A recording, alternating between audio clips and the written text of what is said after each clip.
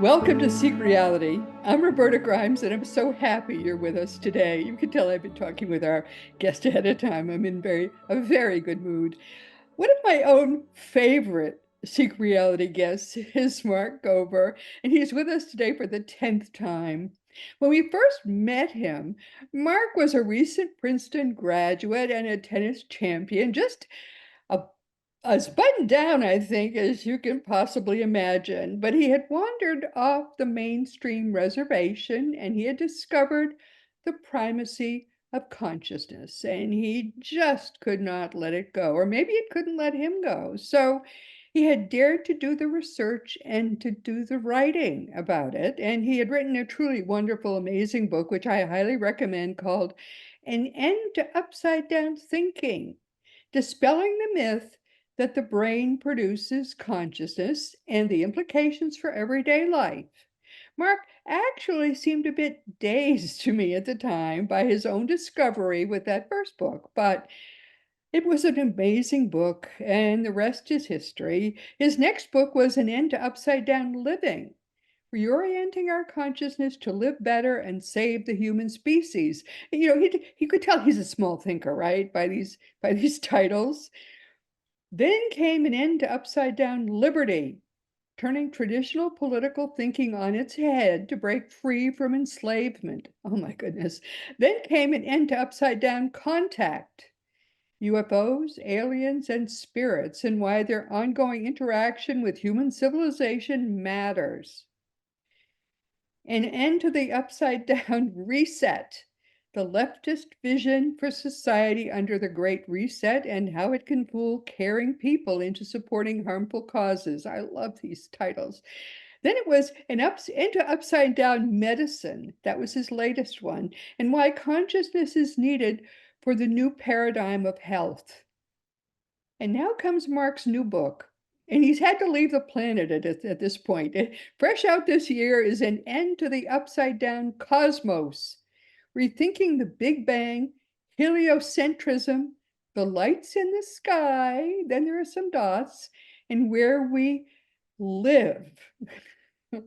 He left the planet altogether. This latest book will be our topic today, and I have to tell you, my dear ones, that Mark Gober is what I would call, and I say this about really nobody else, he's a genuine polymath. He is one of the extremely few people who can enter a field that is entirely new to him, take it apart, look at all its elements, master its literature, and then approach it and put it together again in a whole new and much better way. There are extremely few people who have the intellect to do that, frankly, and even far fewer of those people who might have the intellect and the range to actually want to spend the time and effort to do that in fact. I love Mark's dedication to this book. He dedicated it to those who are comfortable with three important words. I don't know. I love that. I recommend every one of Mark Gober's books without reservation. That they should be on everybody's bookshelf. If you ever have a minute just to sit and read, you should be reading one of these books. Best of all, every book that Mark ever writes is a flat-out amazing expose of the truth that almost no one else dares to seek and to find. And Jesus told us, seek and you shall find.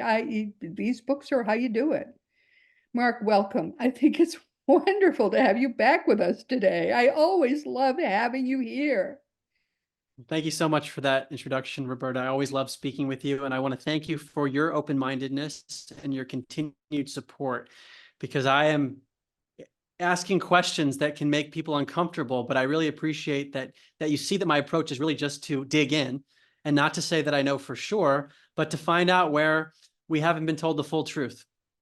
Just everywhere. You have proven with your books that the places we have not been told the truth, there's literally, those places are every single field of inquiry that where human beings ever have looked. The truth is everywhere still to be found, because nobody ever has told us the truth, right? It's quite amazing. Or maybe another way to think about it is that we're given models that sound pretty good on the surface. And there might be a few things that don't quite fit into the model, but that's okay because they're just anomalies. And what I'm finding over and over again as we look into the anomalies, we realize, wow, these anomalies actually blow up the entire model. And we have to rethink things from scratch. And it Yes, started for us exactly. talking, 6 years ago, talking about consciousness. It was the same thing. Oh, well, Dean Radin ran a few studies that showed that we might be telepathic and that there's mind-matter interactions, but don't worry about those. It's the same kind of mentality. When in fact, these anomalies, they can push us to rethink reality completely. Completely. But you see, we're in kindred fields. I'm just in one little part of a little part of the whole. I've been studying the afterlife my whole life, and I've discovered the afterlife is actually our real life. This is just a little place where we spend a tiny bit of our eternal life. So I've been in a kindred field. That's why I so much resonate with what you're doing. You're doing it to everything. I did it to a little part.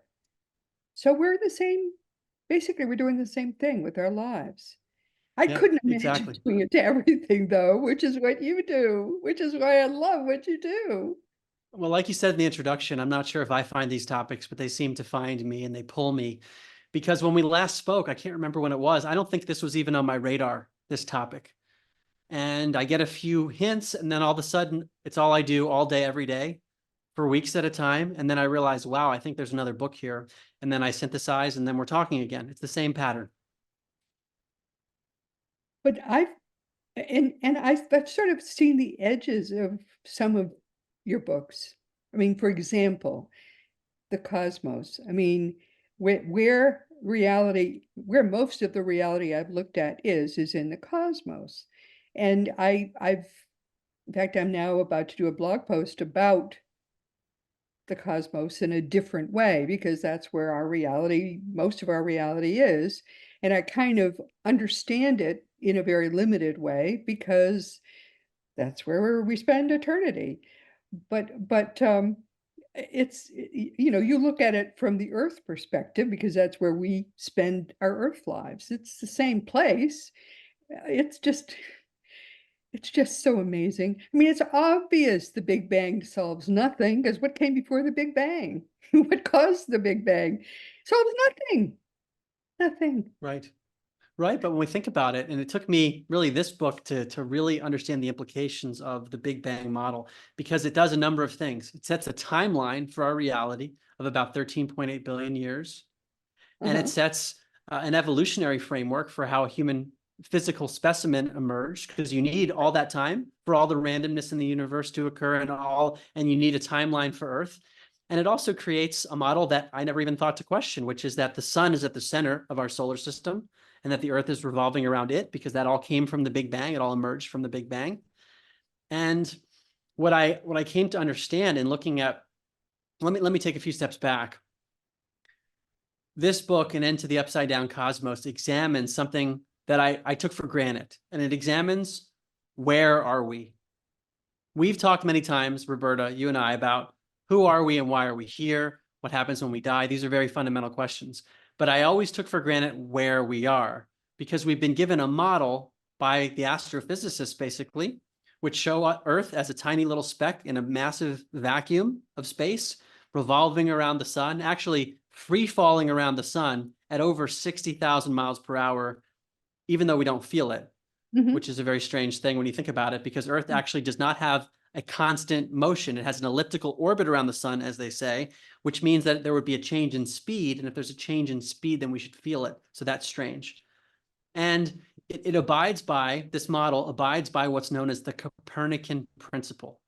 So the Copernican revolution was Nicholas Copernicus and then Galileo, which said that Earth is not at the center, the sun is, and we revolve around the sun. It's known as heliocentrism, sun-centered. And that model posits the Copernican principle is humans and Earth do not occupy a special place in the cosmos. And even Stephen Hawking said, well, we believe this on principles of modesty. So there was this philosophical preference, which actually sounds very similar to our past conversations, which is, what's the materialist model? Well, we emerged here through random and meaningless chemical reactions. The human being doesn't matter. When you die, that's the end. What I'm now talking about is the cosmological version of it. Oh, you're just on a little speck in a nondescript solar system revolving around the sun, and you're not that important. You're just one emergence in this massive universe. And what really struck me initially was, if looking back at what many physicists have said, including Albert Einstein, Stephen Hawking, they will say that if you look at the observations of things in the sky, you cannot tell whether Earth is at the center or whether Earth revolves around the sun. But what's happened is there's a Copernican principle, which is, well, we're not special. Stephen Hawking says on principles of modesty. Even Edwin Hubble, the famous astrophysicist who basically initiated the expanding universe theory, which led to the Big Bang theory, he thought it would be intolerable for Earth to be at the center. It would be a horror. He used very strong language, which I quote in the book. So what I had to do is really dig around, because this model of heliocentrism, the sun at the center, that is so ingrained. Are there any physicists who are even questioning that? And I found that there are a few. And what they show is these anomalies. Anomalies again. So I'll give you one example. It's a famous one. It's called the cosmic microwave background. And this is something that won a Nobel Prize in astrophysics. And I remember when I was at Princeton as an undergraduate, Roberta, I don't know if we talked about this, I thought about changing my major from economics to astrophysics because I wanted to understand this stuff. And I remember learning in one of the astrophysics classes I took about the cosmic microwave background. I didn't ultimately change my major to it, but I learned a little bit about it. And this background radiation is allegedly from the Big Bang. And there are a number of basically images that anyone can see on the internet of what this background radiation that it's behind all of us basically right now, cosmic microwave background. And it is supposed to be homogeneous and isotropic. Homogeneous meaning it's the same basically, and isotropic meaning it doesn't have a preferred direction. But what they're finding in the cosmic microwave background measurements is that there are these anomalies where it's not homogeneous and it's not isotropic. Right. Actually, what they've called it now is an axis of evil. That's the term that scientists have used, because these anomalies actually point toward Earth, which is suggestive of, well, maybe Earth occupies a more special place than we thought. This is something we don't hear about very often because the scientists say, well, it's pretty much homogeneous and it's pretty much isotropic, meaning there's not a preferred direction, but there are these little anomalies. They keep finding the anomalies. So I'll just pause there because that alone, I mean, that's just a small part of my book. That alone should really keep the scientists up at night. And isn't it interesting, Roberta, that they call it an axis of evil? It shows a preference of it would be evil for us to occupy a special place, right? Yes. Yes. That has me grinning. Yeah. Isn't it funny? Oh my word. So many things. That's one of the things I love about your books. They all point to such a bias in science, in all these sort of human-made views of reality, that sort of away from the notion that there could be a God, that there could be anything special about humanity. And really, I think that bias is what's evil. It really is. It really is. And what seems to happen, Roberta, we see this over and over again, is that because there's an entrenched belief system, which comes from the materialist view of consciousness, I think, ultimately, that's the foundation of all this. It leads scientists to see new observations and retrofit them into their version of the materialist view, whatever that is. Very much. So I'll give another example. One is there's a particle, it's hypothetical, it's called an inflaton that's supposed to be related to inflation at the Big Bang. Why? Because this would be needed in order to preserve the whole model of the Big Bang and heliocentrism and everything else. The problem is no one's ever found the inflaton, but they speak about it like it's a real thing. So this is an important fallacy. It's called the reification fallacy, where something is spoken about as if it's real, and it reinforces the idea to all of us that it's a real thing, but it's hypothetical. I'll give you another example that's, to me, critical, and I start my book with this. Dark matter and dark energy. That's the one which really, nearly everything that exists is just dark matter and dark energy, and they So, can't tell you what it is even now? right. So what I hadn't looked into until this book is that, let me take a few steps back in case your audience isn't familiar with this. Dark matter and dark energy, under the current cosmological consensus model, that comprises 96% of the universe, roughly. So that means about 4% of the universe is matter that we can understand. The rest of it is this mysterious stuff. The problem is, just like the inflaton, these things have never been discovered. Neil deGrasse Tyson calls dark matter, for example, one of the biggest mysteries remaining in science. I'm paraphrasing him. But here's how dark matter was allegedly discovered. And the word discover is a euphemism. In 1933, Made up would be a better way well, to you're ahead describe. of me. You're made up. And they say discovered. Well, it was perhaps made up. So Fritz Zwicky in 1933, he was studying the Coma cluster of galaxies. And what he found is that they were moving much more quickly than would have been expected based on Einstein's relativity theory, which is basically the revised version of Newton's gravity, which these are very important theories for all of physics. And all of a sudden, there was an observation in 1933 that didn't match it. But it wasn't that it wasn't just that a little bit off. So according to the fundamental A principles of lot physics, off, that right? it was there should have been 400 times as much matter present, meaning that Right. the observable matter in these clusters was less than 1% of what they would have expected. So what did they say? They didn't say that something's wrong with Einstein's theory or that Newton's gravity is wrong. They said, no, we discovered dark matter because dark matter must be there because relativity and gravity must be correct. God, anyone? Oh no, oh no, oh no, oh no, couldn't be a God. No, no, no. Okay. And then what happens? So we have a mainstream astrophysicist named Pavel Krupa in Germany at the University of Bonn. He said in an interview last year in 2023, my colleagues and I have spent about 25 years on this, and we have falsified dark matter by more than 5 sigma results. So that means 99.999% accuracy that they have falsified dark matter. So think about the house of cards here. And let me take a few steps back. When he says falsifies dark matter, they're observations that do not fit what dark matter would predict.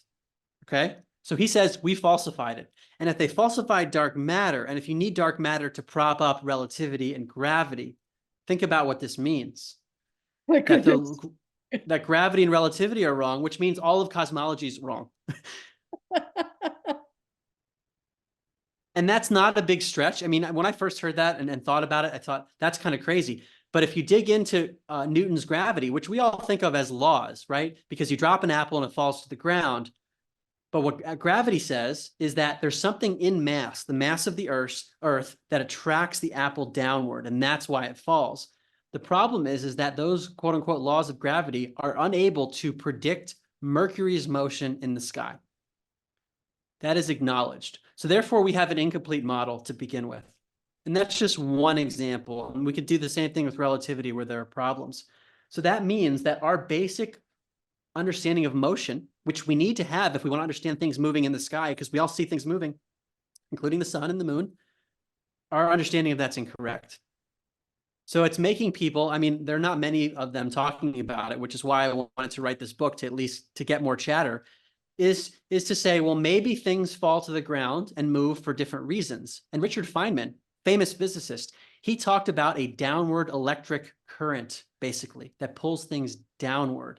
Some call this electrostatics. And that could explain why things fall down if they're denser. Like an apple's denser than the air, so it falls down, whereas helium gas, it goes up. It might just be some kind of an electrostatic force rather than a force within mass, which is what gravity posits, and then Einstein's relativity posits that. So this is just a little tidbit where we might have to rethink everything.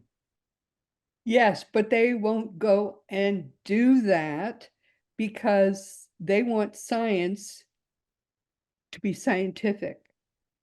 They have set up a scientific model which they worship. This is their religion, in a sense. Just like Christianity is a religion, it has certain fundamental principles, their religion does, and they want to worship it. And if you don't follow their religion, then you're a heretic, Mr. Heretic, and you're questioning their religion. It's that simple. Yeah. But isn't it time for us to say that plainly and in public? Because I, because the fact that it is only a religion and nothing about it is actually true, because it doesn't hold together as a truth, as a fundamental truth, can bite us in the butt pretty seriously one day when we least can fight the result of whatever that is going to be. And it could be something huge. That's what bothers me about all of this. I mean, we laugh about it because it's so stupid, but the result of this could be very serious. We're living in what might be a very dangerous universe, yeah. maybe. Yeah. Well, we're being taught a model of reality and of the cosmos that is objectively incorrect. The two of us can sit here and show anomaly after anomaly that don't fit the model. And we can But laugh what at is it? them because they are so stupid, but it's being inflicted on us by people who are just trying to make a buck and live their lives and put their kids through college and live off their lies to us about what they say is true, when it's not only not true at all. I mean, dark matter and dark energy, which they tell us are true, are something they made up. They're a fudge factor, which is 96% of what they tell us is real, and actually only they understand only 4% of reality. 4%. How much is 4%? So I want to read a quote to you, Roberta, because this is very important. Pavel Krupa, who has falsified dark matter, he was asked in the interview that he did in 2023, wait a second. So dark matter was falsified? How could it be that people are still clinging on to this? And his answer was as follows. He says, it has no rational basis. It's probably related to sociological pressures in the community. It's tribal thinking that pulls a lot of young people into an established way of thinking, because that's where they can have a career. That's yes, where the funding is. That's where the leaders in the field are famous. They get prizes, and that's a self-strengthening system in a scientific establishment which relies on competition for funding. That's the whole fallacy of the situation. isn't that profound? That is the exact truth. Science is based on this gigantic lie, and he has nailed it. I've known this for Yeah. 20 years. Why don't these people admit the lie? Well, what I think might be happening is we have compartmentalization. So in the field of consciousness and the afterlife and psi phenomena, you and I know that this is going on. It's the same thing, where it's hard to get funding to study these things, and the mainstream materialists will say it's all bogus, and there is a sociological pressure. But who's studying that? Really, we're dealing with psychologists, neuroscientists typically, who are pushing back. But now we've entered a different field here. This is astrophysics, talking about the galaxies and the vastness of the universe that they perceive, at least, and the observations that don't fit. So we see the sociological pressures in all these different areas where one scientist might acknowledge it, but there seems to be some umbrella where it's happening everywhere. In our last interview, we talked about medicine and how this is working with the germ theory of disease as well, where we're told certain things and there are anomalies that the medical community doesn't want to acknowledge, sociological pressures. And it Yeah, happens in these discrete areas, but when you put it all together, we're left with a view of reality that's just incorrect. it isn't just incorrect, though. This is big time garbage, complete garbage. And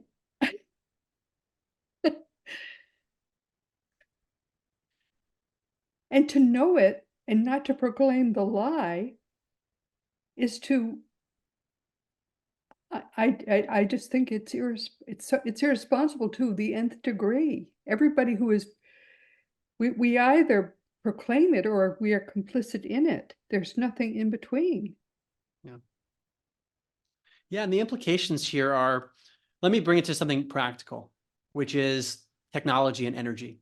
because a lot of this stuff it sounds like it's cosmological, it actually gets to the fundamentals of physics. And when we start to question that, we realize, wait, maybe there are energy sources that we're not tapping into because our physics has led us astray. And where I want to go with this is the ether, which is known as the fifth element. Throughout history, people talked about the ether, and it was allegedly disproven in the late 1800s with some studies, the most famous of which is the Michelson-Morley study of 1887. The problem is scientists decided to interpret that study a certain way, such that the ether was taken out of physics. But there are other ways of interpreting those results, and I put in the book in chapter 3 many quotes of scientists who acknowledge, wait, it seems that this is true, not the way we've been told. So long story short, I'm now much more inclined to think that the ether is real. Now, if the ether is real, this has big implications for what we've talked about in the past, and it has implications for consciousness, because it could be that this fifth element, the ether, is the background, the substrate of reality. It's what I might think of it as a spiritual interface that takes the non-physical and brings it into form. So what we call matter or even light, we could call those excitations of the background ether. Mm-hmm. And that's, this is the sort of thing that like Tesla would talk about, which he was kept in the dark. A lot of his work was not made public. That, there are many different theories on what happened with him, but there might be forms of energy that we could draw from this ether if we actually studied it. So it's very practical too, to redirect physics. Directly, right.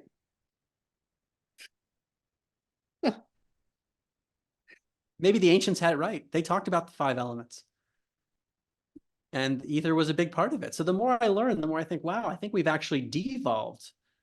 I used to think, well, the old people, the people of the past, they were superstitious. They believed in spirituality and all these other things. But maybe something has happened and we have become more and more in ignorance. And now what's happening is a reawakening to the true nature that was known at some point in our history. Well, what seems to have happened that I discovered when I was doing a lot of research in the heyday of communication through deep trance mediums was that around just after the advent of the 20th century, the university departments and the peer-reviewed scientific journals freaked out about all the good communication that was coming from the afterlife through these deep trance mediums. And they established what they at that time literally called the scientific dogma of materialism. And they established that. They wouldn't let any scientists investigate the afterlife. If they wanted to get published, they could only investigate matter. They couldn't investigate non-matter, anything that was not material. They were afraid of finding God. If you want to know the truth, they were that stupid.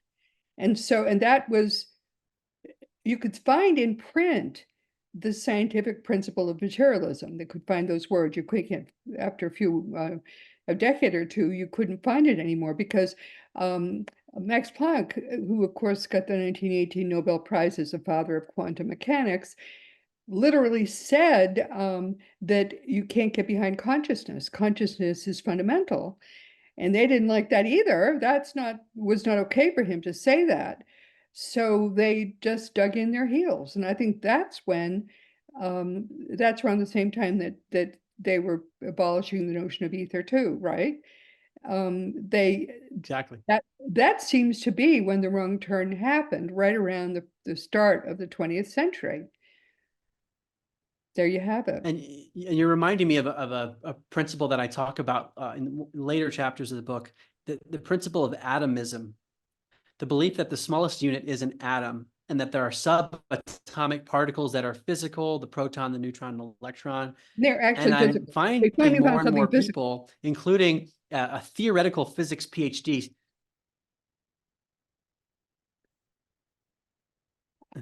so the thing is, if you look at an atom, anything that small, and you get inside that, you also find that's not material either, right? I mean, there's nothing that's material.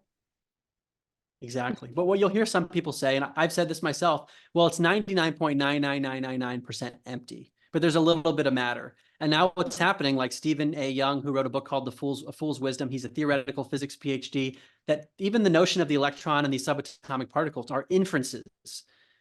that the scientists observe things and they come up with a model that has to be physical in some way. But if we go to Max Planck's quote, you can't get behind consciousness. And that's what all the consciousness science is pointing towards. The notion of an atom itself is problematic. And then that has a ripple effect, because if we don't really have mass, we just have the interpretation of mass. Think about what that means for physics, which is based on physical. There is no, if you get a camera tiny enough to get inside an atom, there's nothing for it to photograph. The tiniest possible bit of matter is an atom, which is just a vortex of energy. That's just the way it is. Right. It's like Rupert Spira says, a modulation of consciousness might be another way to put it. That we see these emergences, we call it matter, we call it energy, but really it's the field or the ether that is interfacing with consciousness to show us things. And that, I mean, that just fundamentally changes how we think about everything. And mainstream science is not doing that, whether it's in the field of neuroscience, medicine, cosmology. And so what can we do? I mean, it's still it's trying not to find God, but the joke is on them, because everything that happens is inside God. The big joke is consciousness actually is the creative force. There is no guy with a beard. right. That's the way. Right. It's an immaterial. Focus on them, and it's also on the religionists. Everybody, we're living inside God right now. Right. But we've been redirected. We've been misdirected to believe things that the experts tell us are true. So many of the things that I cover in the book are things that we wouldn't believe if we just trusted our senses.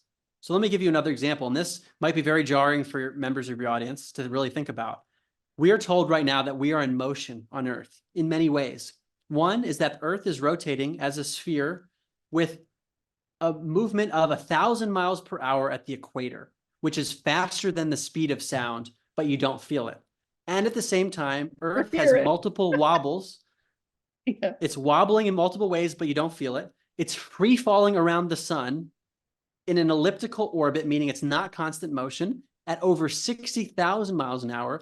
We're moving around the Milky Way galaxy at over 500,000 miles an hour, and we're moving outward in an expanding universe into who knows what at over 1 million miles per hour all at once, and you don't feel any of it.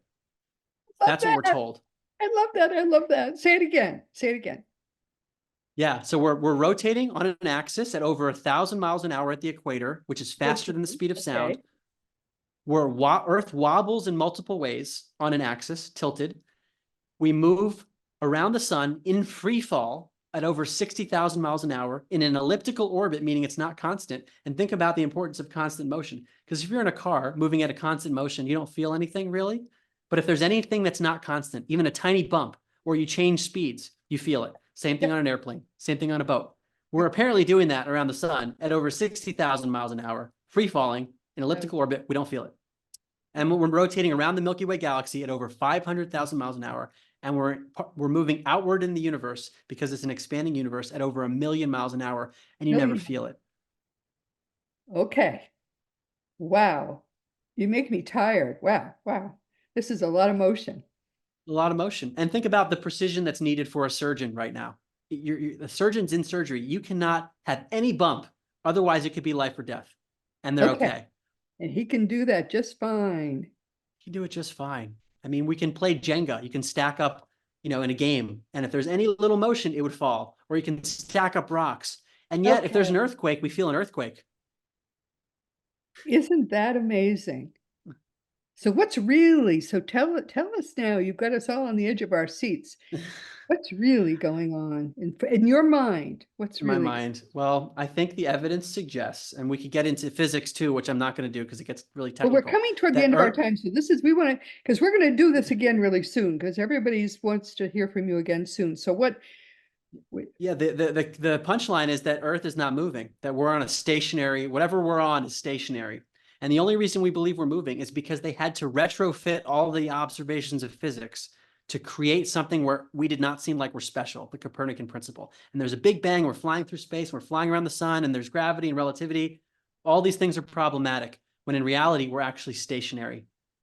And probably at the center, known as geocentrism. which is an ancient philosophy that now seems to be coming back because the observations And arguably fit we that. are what doesn't move because we are what is inherently special.